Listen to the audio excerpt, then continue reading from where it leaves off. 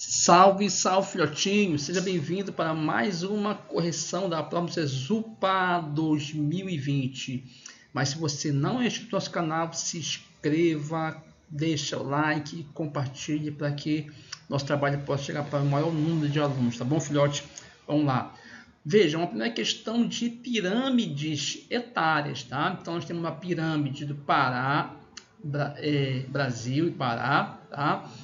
De 2010 a 2030, tá certo, filhote? Observa que essa base da pirâmide, tá certo, filhote? Ela tende a encolher, tá certo? E observa que o topo da pirâmide tende a crescer, tá certo, filhote? Isso é uma tendência mundial, a diminuição da taxa de natalidade e aumento do número de idosos, ou seja, a população está envelhecendo. Isso é um ponto importantíssimo. Nós temos a tendência do envelhecimento da população, redução da natalidade e o aumento da expectativa de vida, tá certo? Os gráficos das pirâmides etárias do estado do Pará dos anos de 2010, 20 e projeção para 2030 reflete a seguinte dinâmica populacional. Letra A, redução da mortalidade infantil e de morte por violência entre os adolescentes, tá certo? A pirâmide não te mostra isso, tá certo? B, diminuição da taxa de fecundidade. Olha, veja, a base está encolhendo, isso quer dizer então que a natalidade está diminuindo, portanto a taxa de fecundidade, número de filhos por mulher na idade fértil diminui, e nós temos o aumento da expectativa de vida com o envelhecimento da população. Então, correta, letra B de Bruninho Alok, tá, filhote? Letra C, aumenta a população masculina com redução contínua na população feminina. Observa que a população masculina tende a morrer mais, tá certo? Por fazer serviços mais perigosos, uma qualidade de vida não tão ideal. Então, a tendência é que os homens tenham uma mortalidade maior que as mulheres. D, crescimento da população adulta e considerável crescimento da população idosa, tá? Então veja esse considerável que matou a questão, tá certo? A população idosa ela vem aumentando, certo? Mas não é num ritmo tão acelerado. Então, portanto, a alternativa correta, a letra B. Questão 45, tá certo, filhote? Uma questão importantíssima de atualidade, até porque nós estamos falando dos BRICS, tá certo? E falar dos BRICS, fica atento que a ex-presidente Dilma, ela está presidindo o Banco dos BRICS, tá? Então, uma questão bem atual. Então, nós temos aqui os países dos BRICS, né, certo? Ele está mostrando aqui uma charge ironizando, lembrando que os BRICS são os países emergentes, que ali na década de 90 para 2000 apresentaram um crescimento acelerado da economia, tá certo? Aí você tem China, Brasil, Índia, Rússia e depois entrou a África do Sul. São países de dimensão continental, são países com população elevadíssima e que, portanto, tiveram um crescimento acelerado e, portanto, são chamados de emergentes, estão surgindo, estão subindo, tá certo? Mas a charge está mostrando aqui que a China disparou, tá, em relação aos outros países e que o Brasil está afundando, a Índia, a Rússia tentando se reerguer, tá certo, filhote? E aqui embaixo também ele coloca aqui um outro gráfico mostrando que o crescimento, tá certo? E que a tesoura vai cortar esse crescimento, tá certo? Então, esses países, com exceção da China, eles tiveram uma queda de crescimento, principalmente ali por uma instabilidade política, que é o caso do Brasil, né? Essa bipolaridade no Brasil, né? Na verdade, podemos falar da polaridade no Brasil, né? Lula e Bolsonaro, essa questão política, essa instabilidade política e jurídica no Brasil, foi um dos motivos que levou esse atraso, tá? que freou esse crescimento do Brasil, tá certo, filhote? Então ele fala aqui, ó, as imagens representam dois cenários, 2013 tá? E 2018. Então, 2013 aqui crescimento, 2018 a crise para os países formados dos BRICS, tá?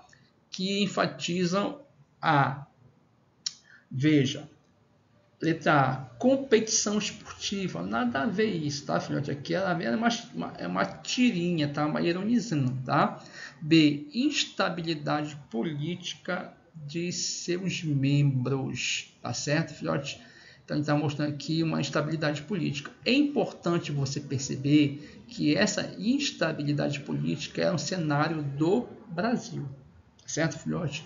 Portanto, não podemos generalizar, tá? Então, ele está mostrando aqui, letra C, a recuperação das economias emergentes. Opa, pode ser. Letra D, desigualdade do poder bélico entre socialistas e capitalistas. Não estamos falando da Guerra Fria mais. Portanto, a alternativa que mais condiz é a letra C, tá? A recuperação das economias emergentes. A China disparando, né, à frente, tá? Já uma projeção da China superar a economia americana e ser a primeira potência do mundo, tá certo, filhote? Então, letra C de casa, tá? Vamos para a próxima, questão 46. Leia o texto e analise o gráfico para responder a questão. A América Latina é uma região exportadora de petróleo e grande produtora de gás, mas a distribuição dos recursos é desigual. No geral, a produção interna não é suficiente para todos os países se autoabastecerem, mas há um superávit, olha lá, saldo positivo, né, na produção em relação ao consumo, apontando para um potencial exportador, que tende a diminuir frente às perspectivas do aumento do consumo interno. Tá? É importante você lembrar que a América Latina ela vai do México, tá? Pegando a América Central, tá? E pegando mais a América do Sul, tá? Isso é que nós chamamos de América Latina, tá? E aqui ele botou um gráfico, e vamos ver, baseando-se na leitura do texto e do gráfico, observa-se que há resultados diversos sobre a produção de petróleo dos países latino-americanos. Em relação à Venezuela, um fator que tem contribuído para os resultados está relacionado, lembrando que a Venezuela é um dos maiores produtores e exportadores de petróleo. A Venezuela faz parte da OPEP, a Organização dos Países Produtores e Exportadores de Petróleo, portanto, importantíssimo, e a economia venezuelana gira em torno do petróleo, tá? Um fator que tem contribuído para os resultados está relacionado a, letra A, sanções econômicas impostas pelos Estados Unidos, tá? Então, um dos grandes problemas da Venezuela hoje é que a economia gira exclusivamente em torno da exportação do petróleo.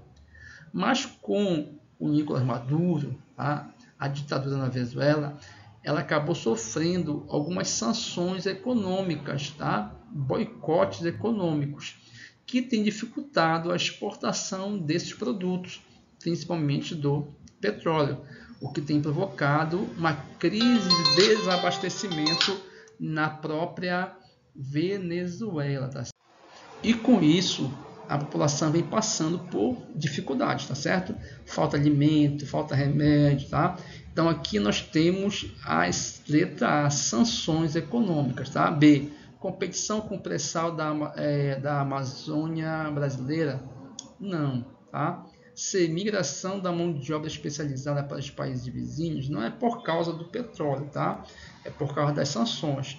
D, deliberação da OPEP em relação à baixa qualidade de petróleo? Erradíssimo, petróleo de alta qualidade da Venezuela. Portanto, o grande problema que a Venezuela enfrenta é em relação às sanções econômicas impostas pelos Estados Unidos. Questão 47, tá? Leia o texto. Ir ao mercado e passar as compras em um caixa automático, pedir um Uber e ser levado por um carro completamente automatizado que dispensa motorista, ir ao banco e resolver todas as pendências no caixa eletrônico ou até mesmo pelo aplicativo do celular, fazer uma ligação para a central de uma empresa e ser atendido por um robô, cada dia essas atividades tornam-se mais comuns. Trabalhos que antes eram desempenhados por funcionários, agora são feitos por máquinas, sem contar as funções que, independentemente da tecnologia, foram reunidas e absorvidas por um único trabalhador. Como os motoristas de ônibus, que além de dirigir o veículo ainda precisam cobrar a passagem. Cobrador e telefonista são exemplos de ocupações extintas em muitos lugares do globo. De acordo com o texto, apesar das comodidades do cotidiano em relação ao mundo do trabalho, a quarta revolução industrial contribui para, veja, filhote, quarta revolução industrial, tá? Quando ele fala da quarta revolução industrial, é importante você trabalhar aquela ideia, tá? Que eles chamam de internet das coisas. Tá? Então, antigamente a internet está apenas no teu computador, hoje a internet está no teu celular, na tua televisão, no teu relógio, na tua geladeira, tá? Na tua máquina de lavar. Então, veja, nós temos a internet das coisas. Temos também a chamada AI, a inteligência artificial, tá certo, filhote? E isso acaba provocando um desemprego que nós chamamos de desemprego estrutural, quando a tecnologia vai substituindo o trabalhador. Esse é um ponto importantíssimo, tá? De acordo com o texto, apesar das comodidades do cotidiano em relação ao mundo do trabalho, a quarta revolução contribui para, letra A, migração de mão de obra do setor terciário, tá? Que é o serviço e comércio, para o setor secundário. É o contrário, tá, filhote? Quanto mais desenvolvimento tecnológico nós tivermos, mais a população do setor secundário migrará para o setor terciário, tá? Que é justamente o setor que absorve a mão de obra qualificada e não qualificada, tá certo, filhote? E aí você vai ter o que nós chamamos de hipertrofia do setor terciário, um inchaço do setor terciário, porque ele vai abrigar a mão de obra qualificada e vai abrigar também os desempregados, os camelôs, etc, tá bom? B, diminuição gradativa dos postos de trabalho, verdade, e o aumento do desemprego, veja, desemprego estrutural, entre trabalhadores não qualificados, para as novas funções, corretíssima, letra B, tá? C, eliminação dos trabalhos autônomos devido aos estímulos ao vínculo com as instituições públicas, erradíssimo. D, redução da carga horária dos operados para aumentar o tempo livre para o lazer e compra. Sonhou, né, filhote? Sonhou, Questão 48, filhote? Vamos lá. Esquema de circulação do vento, essa é uma questão que é muito batida ali naquela região do sudeste asiático, tá? Então nós temos aqui a Índia, sempre vai aparecer aqui, viu, filhote? A Índia, tá certo? Aí nós temos aqui, olha lá, o Oceano Índico, tá certo, filhote? O Oceano Índico, Então veja, que nós estamos de junho a setembro, junho a setembro, logo aqui nós temos o verão no hemisfério norte, Então nós temos o verão no hemisfério norte, tá, filhote? Então isso é uma informação importantíssima, tá? Então veja, E aí você vai observar, olha só, filhote, questão 48. Vamos lá. A figura que retrata a parte do continente asiático mostra o fenômeno das monções, tá? O que nós conhecemos como chuva de monções, tá certo, filhote? Então, se você observar na imagem, a parte continental, ela tá mais quente, Então, eu tenho um ar quente, um ar mais quente, o que nós chamamos de zona de baixa pressão atmosférica, Então, nós temos a região de baixa pressão atmosférica, tá, filhote? Então, esse é um ponto importantíssimo, tá? Então, aqui nessa região, nós temos uma área de BP, baixa pressão atmosférica, tá? Já a água no oceano, veja, a água do oceano, ela está mais fria se comparada ao continente, tá? Então, eu vou ter aqui uma zona de alta pressão, tá? E é importante você observar, filhote, que os ventos, eles circulam. Logo, filhote, o ar ele vai sempre se deslocar da área de alta pressão para a área de baixa pressão atmosférica, tá certo? Por isso que as setas aqui, azulzinhas, elas estão mostrando esse ar se deslocando para o continente, tá certo, filhote? Só que veja, quando esse ar se desloca para o continente, ele vai levando a umidade do Oceano Índico, tá certo, filhote? E quando ele chega no continente, essa umidade transforma-se em chuva, que nós chamamos de chuva de monção, tá? Então, vamos ver aqui, letra A, alteração gradativa da direção do vento do leste para o oeste do continente, carregando baixas temperaturas e umidade elevada.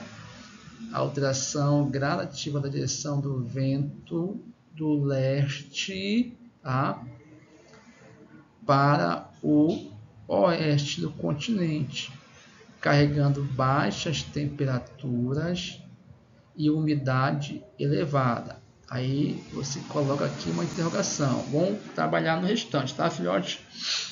B, estação quente e seca que paira sobre a Índia e o sul da China. A, uma estação quente e seca durante os meses de inverno, destruindo as plantações pela queimada espontânea. Erradíssima. Veja que ele está falando de junho a setembro, então estamos falando do inverno, tá?